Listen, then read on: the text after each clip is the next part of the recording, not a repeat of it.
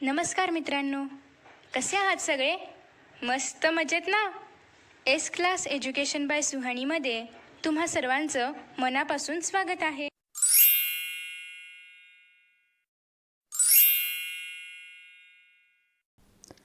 मागील पाठामध्ये आपण पाहिले शिवाजी महाराजांनी स्वराज्याची स्थापना कशी केली, स्वराज्याचा कारभार कसा केला, त्यासाठी व्यवस्था कशी केली, हे सर्व आपण पाहिलं आहे मागील पाठामध्ये. आज आपण इयत्ता 7वीमधील आदर्श राज्यकर्ता धडा 8वा पाहणार आहोत. स्वराज्य स्थापनेपूर्वी महाराष्ट्रावर आदिलशाही, सिद्धी, पोर्तुगीज, मुघल या सत्तांचे वर्चस्व होते. या सत्तांविरुद्ध शिवाजी महाराजांनी संघर्ष केला. ते सर्व प्रकारच्या प्रतिकूल परिस्थितीस सामोरे गेले आणि त्यांनी स्वतंत्र आणि सार्वभौम असे स्वराज्य स्थापन केले. या स्वराज्याच्या कारभाराची व्यवस्था लावून दिली. स्वराज्याचे सुराज्य केले. महाराजांनी आपल्या कर्तृत्वाने नूतन सृष्टीच निर्माण केली. स्वराज्य स्थापनेसाठीचा संघर्ष करताना महाराज स्वतः अनेक मोठ्या धोक्यांना सामोरे गेले. आपण पाहिलेच, स्वराज्य स्थापनेपूर्वी महाराष्ट्रावरती आदिलशाही, सिद्धी, पोर्तुगीज, मुघल या सर्व सत्तांचे वर्चस्व होते. मग ह्या सत्तांचे वर्चस्व असूनही शिवाजी महाराजांनी स्वराज्य स्थापन कसे केले? मग या सत्तांविरुद्ध शिवाजी महाराजांनी संघर्ष केला. ते त्या सर्व प्रकारच्या प्रतिकूल परिस्थितीत सामोरे गेले. म्हणजे एवढे सगळे शत्रू असतानाही त्यांनी माघार घेतली नाही. सर्व प्रतिकूल परिस्थितीला ते सामोरे गेले. त्यांनी स्वतंत्र आणि सार्वभौम असे स्वराज्य स्थापन केले. या स्वराज्याच्या कारभाराची व्यवस्था लावून दिली. स्वराज्याचे सुराज्य केले. महाराजांनी आपल्या कर्तृत्वाने नूतन सृष्टीच निर्माण केली. स्वराज्य स्थापनेसाठीचा संघर्ष करताना महाराज स्वतः अनेक मोठ्या धोक्यांना सामोरे गेले. अफजलखान भेटीचा प्रसंग, पन्हाळ्याचा वेढा, शाहिस्तेखानावरील छापा, आग्र्यातून करून घेतलेली सुटका हे सर्व प्रसंग मोठ्या जोखमीचे होते. त्यांनी या सर्व प्रसंगावर यशस्वी मात केली आणि त्यातून ते सुखरूपपणे बाहेर पडले. आपण अफजलखानाच्या भेटीचा प्रसंग, पन्हाळ्याचा वेढा वगैरे हे आपण सगळं सिनेमामध्ये पाहिलेच आहे. त्यातून स्वराज्यासाठी महाराजांनी किती प्रसंग ओढवले त्यांच्यावरती ते सर्व आपण पाहिलेलेच आहे. आणि सर्वातून ते प्रयत्न करून सुखरूपपणे बाहेरही पाहिलेले आहे आपण. आता जीवाला जीव देणारे सहकारी असल्याने शिवाजी महाराज स्वराज्य उभे करू शकले. आपल्याला माहीतच आहे, शिवाजी महाराजांचे जे सहकारी होते त्यांना ते जीवाला जीव देणारे होते. म्हणजे शिवाजी महाराजांच्यावरती कितीही कठीण प्रसंग आले तर त्यांचे जे मित्र सहकारी होते सर्वांनी महाराजांना मदत केली. मग मैत्रीचे महत्त्व सांगणाऱ्या विविध भाषातील म्हणी, वाप्रचार तुम्ही शोधून काढा. अशी उदाहरणार्थ एक उदाहरण इथं दिले, अ friend in need is a friend in deed. म्हणजे संकटात उपयोगी पडतो तोच खरा मित्र, असा याचा अर्थ आहे. अशा म्हणी तुम्ही शोधून काढा. संघटन चातुर्य. संघटन चातुर्य म्हणजे काय तर एकमेकांना संघटित करून ठेवण्याचं जे चातुर्य आहे, जी हुशारी आहे, त्याला संघटन चातुर्य असे म्हणतात. स्वराज्य कार्यासाठी महाराजांनी आपल्या सभोवतालच्या लोकांना प्रेरित केले. स्वराज्याच्या कार्यासाठी महाराजांनी काय केलं? आपल्या सभोवतालचे जे लोक होते त्यांना प्रेरित केले. म्हणजे पूर्वी आपल्या ह्याच्यावरती ज्या सत्ता होत्या, ज्या सत्ता राज्य करत होत्या, त्यातून आपण स्वतंत्र कसं व्हायचं, आपलं स्वतःचं स्वराज्य कसं निर्माण करायचं, यासाठी महाराजांनी काय केलं? आपल्या सोबतचे जे लोक होते त्यांना प्रेरित केले. त्यांना प्रेरित करत असतानाच त्यांना त्यांचे सहकारी असे भेटले. त्यांच्याकडे विलक्षण संघटन चातुर्य होते. त्या चातुर्याच्या जोरावरच त्यांनी आपल्या भोवती शूर आणि जीवास जीव देणारे लोक गोळा केले. स्वराज्याच्या कार्यात त्यांच्या या सहकार्याने आपल्या प्राणाचीही पर्वा न करता आपले कर्तव्य पार पाडले. अफजलखान भेटीच्या प्रसंगी अत्यंत धोक्याच्या क्षणी बडा सय्यद यास ठार करणारा जीवा महाला पन्हाळगडचा वेढा ओलांडून जाताना शिवाजी महाराजांच्या भूमिकेत वावरणारा शिवा काशीद. महाराज विशाळगडाकडे जात असताना त्यांचा पाठलाग करणाऱ्या शत्रूची वाट रोखून धरणारा बाजीप्रभू देशपांडे, पुरंदरचा किल्ला लढवणारा मुरारबाजी देशपांडे आणि सिंहगड जिंकण्यासाठी धारातीर्थी पडलेला तानाजी मालुसरे महाराजांच्या आग्र्याहून सुटकेप्रसंगी मोठी जोखीम पत्करणारे हिरोजी फर्जंद आणि मदारी मेहतर असे अनेक उदाहरणे स्वराज्य उभारणीच्या कार्यात आढळतात. स्वराज्य कार्यासाठी महाराजांच्याकडे काय होतं तर विलक्षण संघटन चातुर्य होतं. त्यांनी या चातुर्याच्या जोरावर काय केलं, आपल्या भोवती जे शूर आणि जीव देणारे लोक आहेत त्यांचं संघटन केलं. आणि स्वराज्याच्या कार्यात त्यांना या सहकार्याने आपल्या प्राणाचीही पर्वा न करता आपापले कर्तव्य पार पाडले. अफजल खान भेटीच्या प्रसंगी महाराज अत्यंत धोक्याच्या क्षणी काय झालं, बडा सय्यद यास ठार करणारा जिवा महाला, बडा सय्यद जो होता त्याला जिवा महालांनी ठार केलं. आणि पन्हाळगडचा वेढा ओलांडून जाताना शिवाजी महाराजांच्या भूमिकेत वावरणारा कोण होता तर तो शिवा काशीद. महाराज ज्यावेळी विशाळगडाकडे निघाले असताना त्यांचा पाठलाग करणाऱ्या शत्रूची वाट रोखून धरणारे बाजू प्रभू देशपांडे आणि पुरंदरचा किल्ला लढवणारे मुरारबाजी देशपांडे, सिंहगड जिंकण्यासाठी धारात येथे पडलेले तानाजी मालुसरे, महाराजांची आग्र्याहून ज्यावेळी सुटका झाली त्यावेळी सुटकेप्रसंगी मोठी जोखीम पत्करणारे कोण होते तर हिरोजी फर्जंद आणि मदारी मेहतर अशी अनेक उदाहरणे स्वराज्य उभारणीच्या कार्यात आढळतात. महाराज आपल्या सहकाऱ्यांची काळजी घेत असत. उदाहरणार्थ स्वराज्य स्थापनेच्या कार्यात कान्होजी जेदे हे त्यांच्याबरोबर आरंभापासूनच होते. सुरुवातीपासून कोण होते त्यांच्याबरोबर तर कान्होजी जेदे. आणि जेव्हा उतारवय झालं त्यावेळी ते आजारी पडले. त्यावेळी महाराजांनी त्यांना औषध उपचारात कोणत्याही प्रकारची हयगय करू नये असे सांगितले. म्हणजे कान्होजी जेदे जे होते महाराजांचे सहकारी, ते स्वराज्य स्थापनेच्या कार्यात त्यांनी महाराजांची खूप मदत केली होती. म्हणून ज्यावेळी ते आजारी पडले त्यावेळी महाराजांनी त्यांच्या घरी जाऊन त्यांची चौकशी केली आणि त्यांच्या औषधोपचारात कोणतेही प्रकारची हयगय करू नका, म्हणजे त्यांना औषधोपचारात कोणतीही कमतरता भासू नये असे तिथे बजावून सांगितले. आता रयतेची काळजी. महाराज रयतेचीही खूप काळजी करत असत. स्वराज्य स्थापनेच्या कार्यात महाराजांचा शत्रूशी संघर्ष चाललेला होता. शत्रूच्या स्वाऱ्यामुळे प्रजा त्रस्त होत असे. अशावेळी रयतेची जास्तीत जास्त काळजी घेण्याचा महाराजांचा प्रयत्न असे. महाराज स्वराज्य स्थापनेच्या कार्यात त्यांचा शत्रूशी संघर्ष चाललेला होता. म्हणजे स्वराज्य जरी स्थापना चालू असली तरी शत्रू त्यांना त्रास देतच होते. मग शत्रूंच्या स्वाऱ्या व्हायच्या. मग त्या शत्रूंच्या स्वाऱ्यामुळं काय व्हायचं, प्रजा त्रस्त होत असे. म्हणजे प्रजेलाही ती शत्रू होते ना, त्यांचे शत्रू पक्षातले सैनिक प्रजेलाही त्रास द्यायचे. अशावेळी रयतेची जास्तीत जास्त काळजी घेण्याचे महाराजांनी प्रयत्न केलेला होता. मग शाहिस्तेखानाच्या स्वारीच्या वेळी महाराजांनी रोहिड खोऱ्याच्या देशमुखास रयतेसंबंधी आपले कर्तव्य पार पाडण्यासाठी ताकीद दिली होती. त्यांनी त्या देशमुखास गावोगाव हिंडू घाटाखाली जेथे सुरक्षित जागा असेल तेथे लोकांना नेण्यास सांगितले. या कार्यास एक घडीचाही दिरंग न करणे असे त्यांना बजावले होते. ज्यावेळी शाहिस्तेखानाच्या स्वारीच्या वेळी काय व्हायचं, महाराजांनी काय केलं, रोहिड खोऱ्याचे देशमुख जे होते त्यांना रयतेची काळजी घेण्यासंबंधी सूचना दिली. जेथे गडाखाली वगैरे गावोगाव हिंडून घाटाखाली जेथे सुरक्षित जागा असेल तेथे लोकांना नेण्यास सांगितले. तिथे त्यांना राहण्याची, त्यांच्या खाण्याची वगैरे व्यवस्था करण्यासाठी सांगितले. आणि या कामासाठी एका घडीचाही दिरंग न करणे, म्हणजे एका घडीचाही वेळ न करू नये असे त्यांना बजावले. पुढे महाराजांनी त्यांना पुढीलप्रमाणे सक्त ताकीद दिली.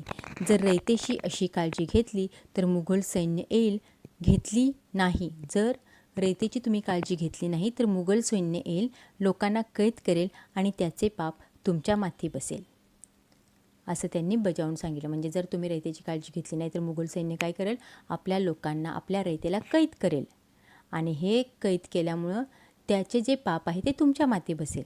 आपल्या सैनिकाकडून रयतेला त्रास होऊ नये अशी काळजी महाराज घेत असत. म्हणजे आपले जे सैनिक होते त्यांनी रयतेला त्यांच्यापासून त्रास होऊ नये याची काळजी महाराज घेत असत. आता लष्करविषयक धोरण. महाराजांचं लष्करविषयक धोरण कसं होतं ते पाहूया. महाराजांच्या लष्करीची शिस्त कडक होती. सैन्यास वेळच्या वेळी वेतन दिले जावे याबाबत त्यांचा कटाक्ष होता. त्यांनी सैनिकांना वेतन रोख रकमेत देण्याची व्यवस्था केली होती. लष्करविषयक धोरण महाराजांचं कसं होतं ते पाहूया. महाराज कसे होते, कडक शिस्तीचे होते. सैन्यास वेळच्या वेळी वेतन दिले, म्हणजे सैनिकांना वेळच्या वेळी पगार दिला जावा याबाबत त्यांचा कटाक्ष होता. त्यांनी सैनिकांना रोख रकमेत वेतन देण्याची व्यवस्था केली होती. मध्ययुगीन भारतात ठिकठिकाणच्या राजवटीमध्ये इतरत्र सैनिकांना रोख वेतनाऐवजी जहागीर देण्याची पद्धत होती. त्यावेळी काय होतं, समजा सैनिकांनी उत्तम कामगिरी केली तर त्यांना रोख रकमेऐवजी काय दिलं जायचं, तर जहागीर देण्याची पद्धत होती. महाराजांनी ही पद्धतच रद्द करून टाकली. त्यांच्या मोहिमा जेव्हा शत्रूच्या प्रदेशात जात तेव्हा सैनिकास जे काही मिळेल ते सर्व सरकारात जमा करण्यासंबंधी लष्करास ताकीद दिली होती. मोहिमेमध्ये पराक्रम केल्याबद्दल सैनिकांचा मानसन्मान केला जात असे. लढाईत जे सैनिक मृत्यू पावत त्यांच्या कुटुंबियाच्या उदरनिर्वाहाची काळजी घेत असत, जखमी सैनिकांचीही काळजी घेत असत. लढाईत शरण आलेल्या किंवा कैद झालेल्या शत्रू सैनिकांना ते चांगली वागणूक देत असत. पीक लावणी, संचणी आणि उगवणीच्या काळात युद्धाला तोंड फुटले तर शेतकऱ्यांच्या दैन्याला काही पारावर राहत नसे. म्हणजे ज्यावेळी पीक लावणी, संचणी असेल आणि उगवण्याचा काळ असेल त्यावेळी जर युद्ध झालं तर शेतकऱ्यांचे खूप हाल होत असत. सैन्याच्या हालचाली पेरणीच्या कामात आडतर येतच, पण सैनिक उभी पिकेही काही वेळा कापून नेत अथवा नष्ट करत. मग त्यावेळी काय व्हायचं, जे सैन्य जे होतं ते काय करायचं, मोठी मोठी पिकं आलेली सुद्धा कापून नेत. त्यामुळे शेतकऱ्याचं नुकसान होत असं. मग शेतकऱ्यांची घरे लुटत आपल्या सैनिकांना अशा कृत्यापासून परावृत्त करावे असा आदेश महाराजांनी अधिकाऱ्यांना दिला होता. म्हणजे आपल्या सैनिकांनी तरी असं कृत्य करू नये, शेतकऱ्याची हालत करू नये. या संदर्भात 1674मध्ये छत्रपती शिवाजी महाराजांनी आपल्या लष्करी अधिकाऱ्यांना उद्देशून लिहिलेले पत्र फार मोलाचे आहे. महाराजांनी लष्कराच्या शिस्तीसंबंधी किती बारकाईने विचार केला होता याची कल्पना या पत्रावरून आपल्याला येते. विलातीस तसवीस देऊ लागाल, ऐशास लोका जाती, कोणी कुणब्याचे दाणे आणील, कोणी भाकर, कोणी गवत, कोणी फाटे, कोणी भाजी, कोणी पाले, ऐसे करू लागलेत. म्हणजे जी कुणबी घर धरून जीव मात्र घेऊन राहिले आहेत तेही जाऊ लागतील.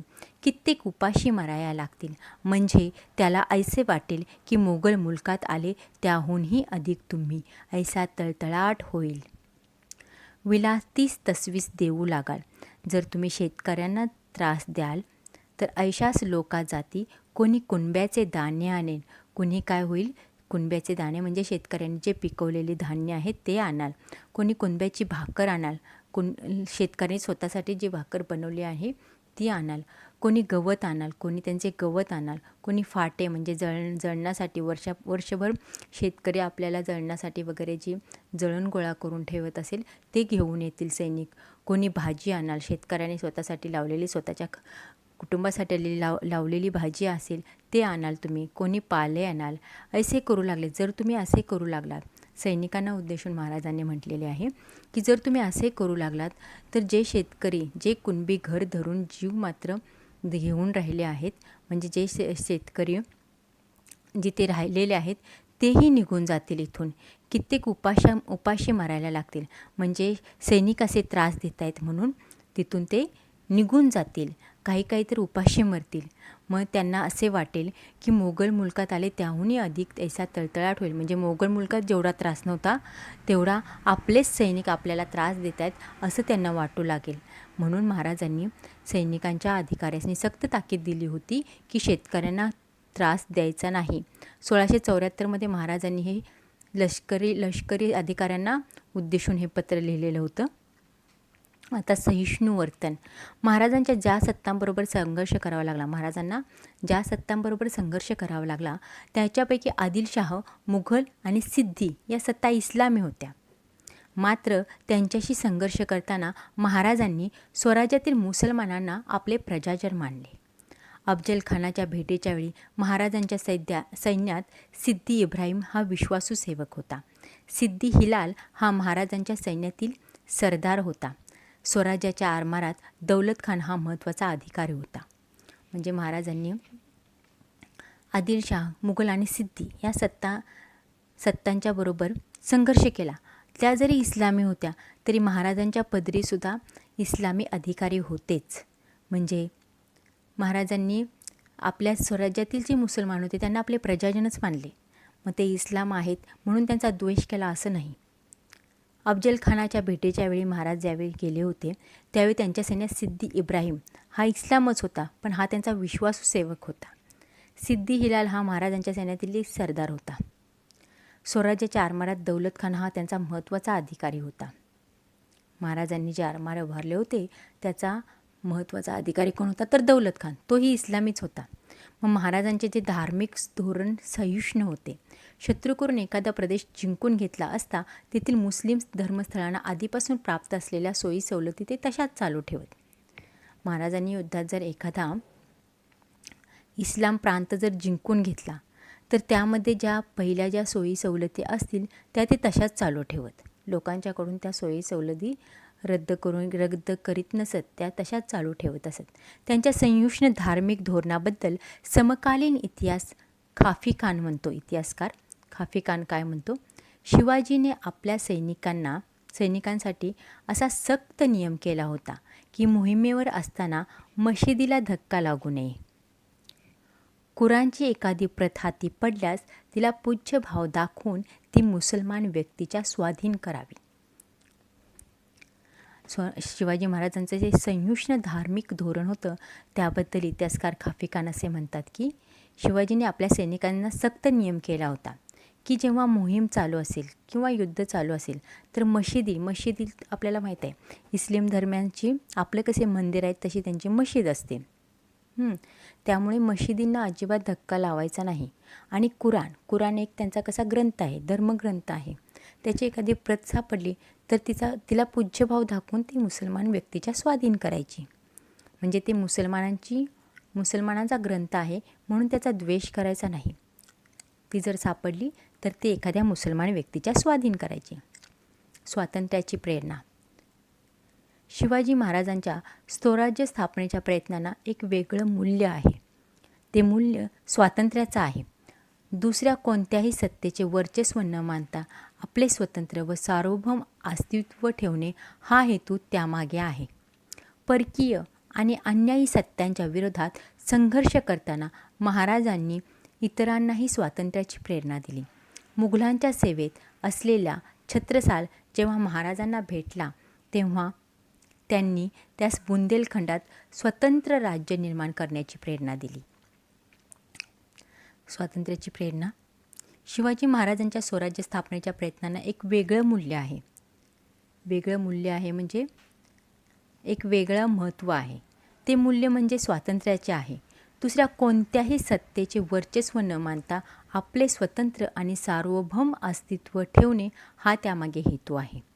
परकीय आणि अन्यायी सत्तांच्या विरोधात संघर्ष करताना महाराजांनी इतरांनाही स्वातंत्र्याची प्रेरणा दिली. मुघलांच्या सेवेत असलेला छत्रसाल जेव्हा महाराजांना भेटला तेव्हा त्या महाराजांनी काय केलं त्याला तर बुंदेलखंडात स्वतंत्र राज्य निर्माण करण्याची प्रेरणा दिली. आता महाराजांच्या कार्याची थोरवी. आपण महाराजांच्या कार्याची थोरवी पाहूया. महाराजांनी अनेक शत्रूशी संघर्ष करत करत स्वराज्याची स्थापना केली हे आपण पाहिलंच आहे. ही कृतीच त्यांचे युगप्रवर्तकत्व सिद्ध करते. परंतु या कृतीखेरीज त्यांच्या व्यक्तिमत्वामध्ये इतरही अनेक सद्गुणांचा समुच्चय आढळतात. म्हणजे महाराज तर सद्गुणांची मूर्तीच होती. संघर्ष करत करत असताना त्यांनी काय केलं स्वराज्याची स्थापना केली. म्हणजेच महाराज कसे होते त्यांच्याकडे युगप्रवर्तकत्व सिद्ध त्यांचं होतं आहे. आणि महाराज अत्यंत बुद्धिमान होते. त्यांना अनेक विद्या आत्मसात त्यांनी केल्या होत्या. त्यांना अनेक भाषा आणि लिपी अवगत होत्या. म्हणजे महाराज बुद्धिमान होते. त्यांनी अनेक विद्या आत्मसात केल्या होत्या. अनेक भाषा त्यांनी शिकल्या होत्या. आपल्याला 2 भाषा शिकायचा तरी कंटाळा येतो. त्यांनी इतक्या भाषा शिकल्या होत्या. अनेक लिपी अवगत केल्या होत्या. म्हणजे त्या भाषांच्या लिपी आहेत त्यासुद्धा त्यांनी शिकल्या होत्या. आईवडिलांनी केलेले स्वराज्य स्थापनेचे आणि नैतिकतेचे संस्कार त्यांच्या मनावर खोलवर रुजले होते. त्यांच्या व्यक्तिमत्वात चारित्र्य आणि सामर्थ्य, शील, पराक्रम यांचा समन्वय झाला होता. त्यांच्याकडे नेतृत्व, व्यवस्थापन, द्रष्टेपणा, राजकीय मुत्सद्देगिरी, मुलकी आणि लष्करी प्रशासनाविषयीचे प्रभावी धोरण, सत्य आणि न्याय यावरील निष्ठा, सर्वांना समान वागणूक देण्याची वृत्ती, भावी गोष्टींचा आराखडा तयार तयार ठेवण्याचे नियोजन, नियोजित प्रकल्प, तडीला नेण्याचे कौशल्य, संकटात खचून न जाता उभाळून येण्याचा निर्धार, सदैव जागृत राहण्याचा सावधपणा इत्यादी प्रकारचे असंख्य गुण होते. बघा, एवढे गुण सामावलेले व्यक्तिमत्व होते ते म्हणजे शिवाजी महाराज. आईवडिलांनी केलेले स्वराज्य स्थापनेचे आणि नैतिकतेचे संस्कार त्यांच्या मनात खोलवर रुजले होते. म्हणजेच जिजामाता आणि त्यांचे वडील शहाजीराजे यांनी स्वराज्य स्थापनेचे त्यांच्यावरती जे संस्कार केले होते ते त्यांच्या मनामध्ये खोलवर रुजले होते. म्हणजे काहीही झालं तरी स्वराज्य स्थापन करायचेच, हा त्यांचा हेतू होता. मग त्यांच्या व्यक्तिमत्वात बघा, चारित्र्य होतं, सामर्थ्य होतं, शील होते, पराक्रम होते, या सर्वांचा समन्वय झाला होता. त्यांच्याकडे काय होतं, नेतृत्व होतं, व्यवस्थापन कसं करायचं, दूरदृष्टीपणा होते त्यांच्याकडे, राजकीय मुत्सद्देगिरी होती, मुलकी आणि लष्करी प्रशासनाविषयीचे प्रभावी धोरण होतं, सत्य, न्याय यावरील निष्ठा, सर्वांना समान वागणूक देण्याची वृत्ती, भावी गोष्टींचा आराखडा तयार करण्याचे नियोजन, नियोजित प्रकल्प तडीला नेण्याचे, म्हणजे एखादं जर आपण ठरवलं काम तर ते पूर्ण करायचंच असं त्यांच्याकडे कौशल्य होतं. कितीही संकट आले तर संकटात खचून नाही जायचं, उफाळून येण्याचा त्यांचा निर्धार, सदैव जागृत राहण्याचा सावधपणा इत्यादी प्रकारचे असंख्य गुण त्यांच्याकडे होते. स्त्रियांच्या बाबतीत कोणी अनुचित वर्तन केले तर तसे करणाऱ्यास ते कठोर शिक्षा करत. कारण महाराज कोणत्याही परस्त्रीला मातासमान मानत असत. मग त्यामुळे स्त्रियांच्या बाबतीत कोणी अनुचित वर्तन केले तर तसे करणाऱ्यास ते काय करायचे, कठोर शिक्षा करायचे. प्रजेतील शेतकरी, कारागीर, सैनिक, व्यापारी अशा सर्व घटकांची ते काळजी घेत असत. आपण पाहिलंच आहे महाराज रयतेची काळजी कशी घेत असत. स्वधर्मातील व्यक्तीप्रमाणेच परधर्मातील व्यक्तींविषयीही ते भेदभाव न करता त्यांचा आदर बाळगत असत. म्हणजे जेव्हा शत्रूमधील काही सैनिक हारल्यानंतर महाराजांच्या हाताला लागले तर महाराज त्यांचा छळ करत नसत, तर त्यांना चांगलीच वागणूक देत असत. म्हणजेच ते स्वधर्माविषयी व्यक्तीप्रमाणेच परधर्मातील ज्या व्यक्ती आहेत त्यांच्यामध्ये भेदभाव करत नसत, त्यांचा आदर बाळगत असत. परधर्मात गेलेल्या व्यक्तींना परत स्वधर्मात घेण्याला ज्या काळात विरोध होता त्या काळात त्यांनी अशा व्यक्तींना परत स्वधर्मात घेतले. त्या काळी कसं होतं, मुघलांच्या ताब्यात जर आपले काही लोक सापडले तर मुघल त्यांना इस्लाम धर्म स्वीकारायला भाग पाडत असत. आता पण आपण ऐकतो बघा, आपल्या जुनी लोक सांगतात की पूर्वी मारून मुसलमान केलं जायचं, तसाच प्रकार त्यावेळी होता. मग त्या काळात ज्यावेळी अशा व्यक्ती परत स्वधर्मात येण्याची त्यांची इच्छा असेल तर महाराज काय करायचे, त्यांना स्वधर्मात येण्यास मदत करायची. परंतु त्या काळी असा विरोध होता, एकदा धर्म बदलला की परत स्वधर्मात येण्याला त्यावेळी विरोध होता. पण त्यांनी अशा विरोधाला जुमानलं नाही, त्या लोकांना परत स्वधर्मात येण्यास मदत केली. प्रसंगी त्यांच्याशी स्वतःचे नाते जोडले. समुद्र पर्यटनास धार्मिक कारणावरून विरोध होता. त्या काळात त्यांनी सिंधुदुर्गासारखे जलदुर्ग बांधले, आरमाराची निर्मिती केली, समुद्रावरून होणाऱ्या बाह्य आक्रमणांची दखल घेऊन त्यावरचा उपाय त्यांनी तयार ठेवला, असा याचा अर्थ होतो.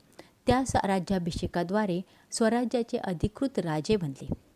आणि त्यांनी काय केलं, एका राज्याभिषेकानंतर धार्मिकदृष्ट्या वेगळ्या प्रकारचा दुसरा राज्याभिषेक करून घेतला. त्यांच्या या सर्व कृती त्यांचे धार्मिक क्षेत्रातील क्रांतिकारकत्व दर्शवणाऱ्या आहेत. स्वराज्यावर जेव्हा जीवघेणी संकटे येतात तेव्हा सहकार्याऐवजी व त्यांच्यासह ते स्वतः त्या संकटांना भिडत. त्यामुळे त्यांचे सहकारीही स्वराज्यासाठी प्राण अर्पण करायला सिद्ध असत. म्हणजे पूर्वी काय व्हायचं, ज्यावेळी एखाद्या राष्ट्राने स्वराज्यावरती हल्ला केला तर महाराज त्यावेळी स्वतः हजर राहायचे. नाहीतर काही राजे आधी सैनिकांना पाठवायचे, सैनिकांना नाही जमलं तर मग आपण जायचे, असं महाराजांचं नव्हतं. ते स्वतःहून तेथे हजर राहायचे. मग त्या संकटांना ते स्वतः भिडत असत. त्यामुळे महाराजांचे जे सहकारी होते ते सुद्धा स्वराज्यासाठी प्राण अर्पण करायला सिद्ध असत. अर्थात केवळ अशा मोठ्या संकटांना धैर्याने आणि निर्भयपणाने सामोरे जाणे एवढेच त्यांचे मोठेपण नव्हते, तर त्यांना आपल्या स्वराज्याला नैतिकतेचा आणि गुणवत्तेचा आधार द्यायचा होता. म्हणूनच महत्त्वाच्या गोष्टीप्रमाणे छोट्या छोट्या गोष्टींच्या बाबतीतही त्यांनी संबंधितांना योग्य ते आदेश दिल्याचे आढळते. सैनिकांनी शेतकऱ्यांच्या शेतातील भाजी देखील जबरदस्तीने घेता कामा नये या अर्थाचा आदेश त्यांनी त्या दृष्टीने आदर्श आहे. त्यांनी झाडे तोडण्यावर घातलेली बंधनेही महत्त्वाची आहेत. म्हणजे जे सैनिक आहेत त्यांनी शेतकऱ्याच्या शेतातील भाजीसुद्धा शेतकऱ्याला विचारूनच घ्यायची, जबरदस्तीने तोडून घ्यायची नाही. त्यांनी झाडे तोडण्यावरतीही बंधने घातलेली होती.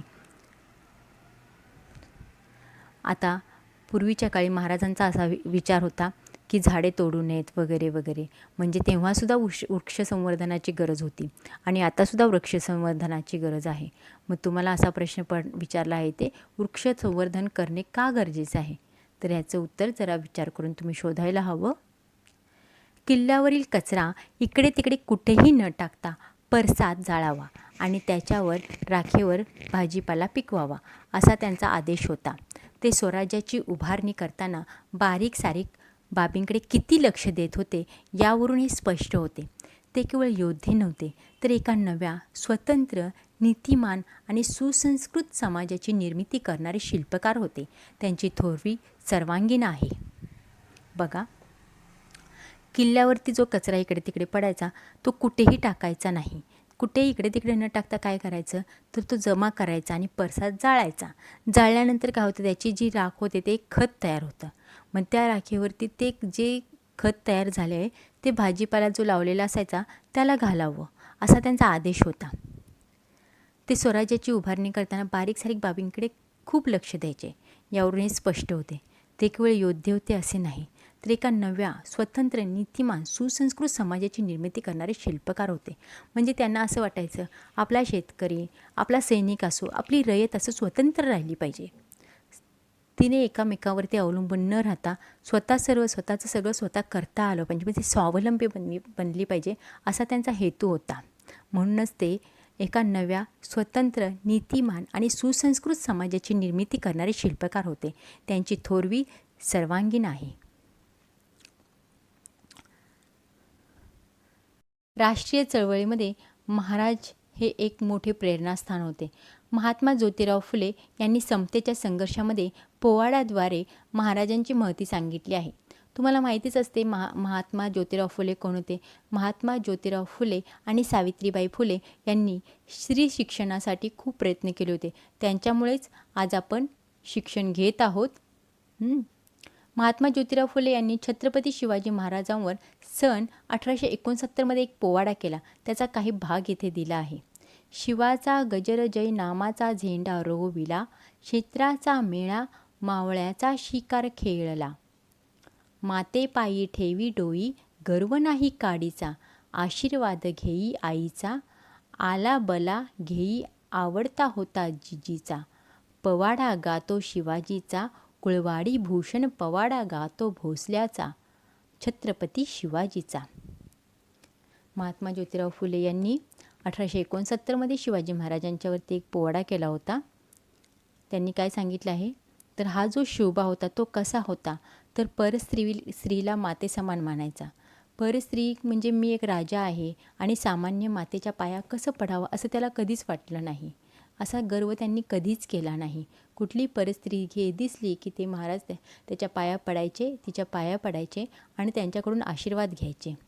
असा होता तो लाडका राजा सर्वांचा. लोकमान्य टिळकांनी शिवजयंती उत्सवाच्या माध्यमातून राष्ट्रीय जागृती केली. शिवचरित्राची महती सांगणारे पुस्तक लाला लजपतराय यांनी लिहिलेले आहे.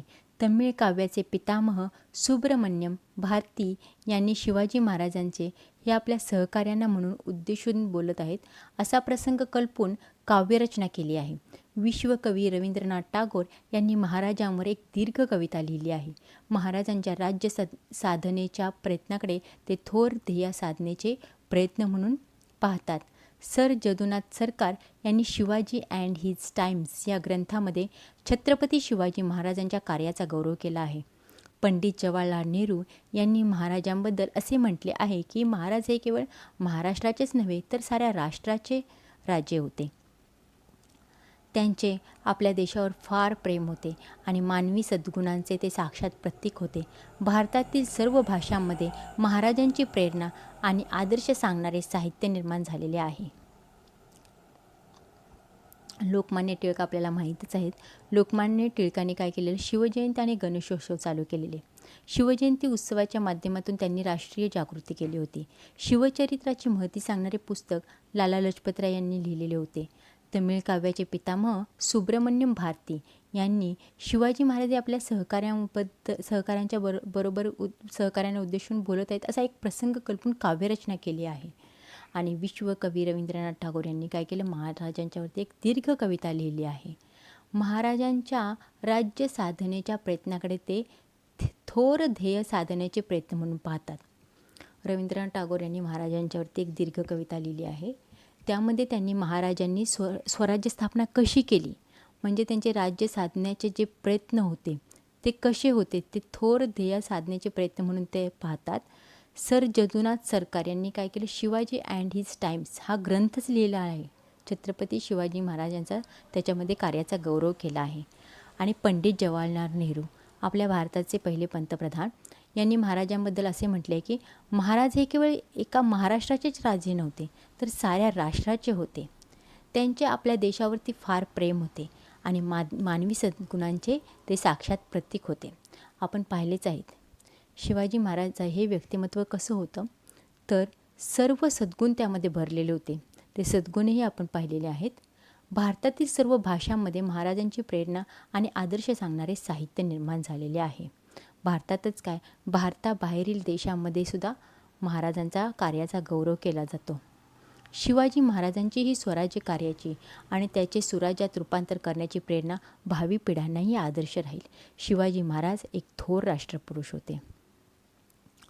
आता आपण पाहिले, या पाठामध्ये आपण हे पाहिलेले आहे, शिवाजी महाराज कसे एक थोर राष्ट्रपुरुष होते. थोर राजा आपल्या महाराष्ट्राला लाभला हे आपलं भाग्यच आहे आणि त्याच महाराष्ट्राचे आपण नागरिक आहोत. आपण महाराजांचे जे आदर्श गुण आहेत ते काहीतरी घेतले पाहिजेत आणि त्याचा वारसा भावी पिढीकडे पोहोचवला पाहिजे. हेच आपले आद्य कर्तव्य आहे. मित्रांनो, तुम्हाला जर हा व्हिडिओ आवडला असेल ना, तर नक्कीच व्हिडिओला लाईक करा, शेअर करा. त्याचबरोबर यांसारखे नवनवीन व्हिडिओज पाहण्यासाठी चॅनलला सबस्क्राईब करा आणि नोटिफिकेशन बेल आयकॉनवर क्लिक करा. म्हणजेच मी जेव्हा यांसारखे नवनवीन व्हिडिओज अपलोड करेन तेव्हा तुम्हाला त्याचं नोटिफिकेशन मिळत राहील. मित्रांनो, असेच छान आणि मस्त व्हिडिओ या चॅनलवरती अवेलेबल आहेत.